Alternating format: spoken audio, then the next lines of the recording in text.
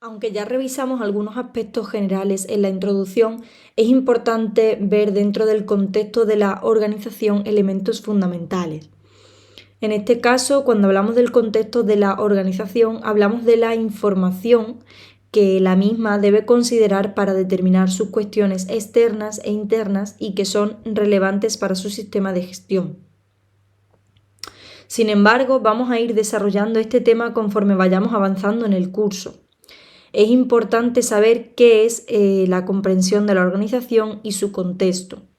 Cuando hablamos de la organización tenemos que identificar que se encuentra en un entorno que cuenta con cuestiones externas, políticas, legales, económicas, sociales, etc.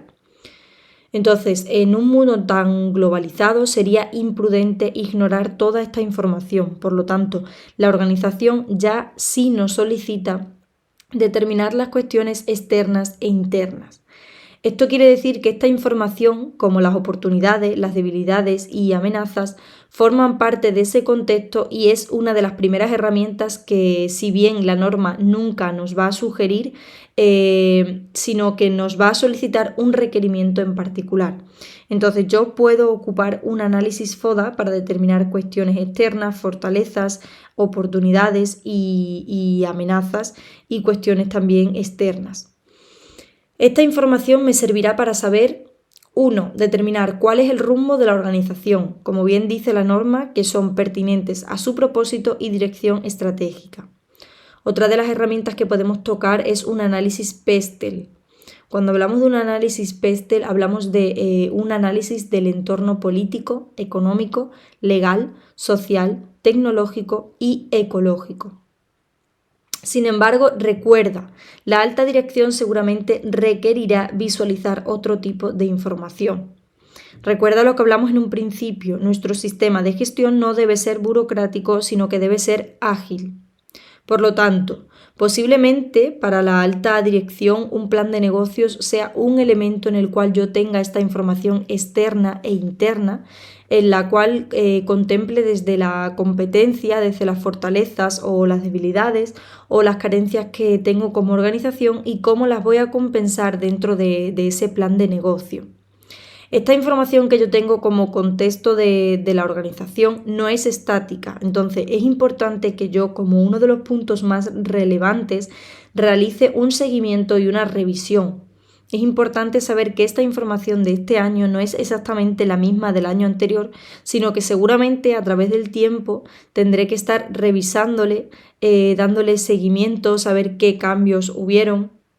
Ahora, ¿de qué manera se solicita o se requiere que se haga esta revisión? En realidad la norma no especifica en ningún momento cómo hacerla, cada cuánto, ni a través de qué mecanismo. Sin embargo, uno de los elementos más importantes, hablando de la relación entre todos los requisitos de la norma y siguiendo los principios que hablábamos, un documento puede ayudarme a dar cumplimiento a varias cosas.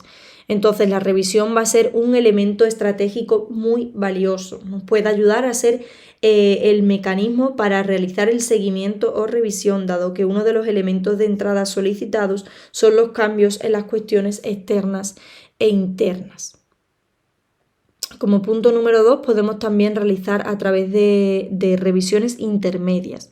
Sin embargo, se sugiere que estas revisiones no excedan de manera inadecuada los tiempos. Esto quiere decir que el revisar el contexto de la organización, por ejemplo, de 1 año y medio en este caso, podría no ser adecuado ni podría ser conveniente para la organización. ¿Y por qué? Pues porque la cuestión variante no permite que la organización tenga un contexto tan estático. Entonces es importante saber qué momento es el idóneo para realizar esta revisión del contexto, ya sea en una cuestión individual o ya sea en una cuestión en conjunto con los elementos de la revisión por la dirección. Posteriormente tenemos la comprensión de las necesidades y expectativas de las partes interesadas. Aunque nosotros ya identificamos y trabajamos con el contexto, este contexto se verá rodeado a través de partes interesadas. En otros países conocidos como stakeholders, y en este caso vamos a visualizar qué nos pide la norma. Debe determinar 1. ¿Qué partes interesadas son pertinentes al sistema de gestión de calidad? Esto quiere decir que seguramente habrá partes que están mayormente involucradas con mi sistema de gestión a diferencia de otras. El primer o la primera parte interesada seguramente será mi cliente. Posteriormente, la alta dirección, empleados, proveedores, autoridades o los que la organización determine. Y a partir de eso yo debo conocer, después de que se determine eso, qué requisitos son pertinentes en estas partes interesadas.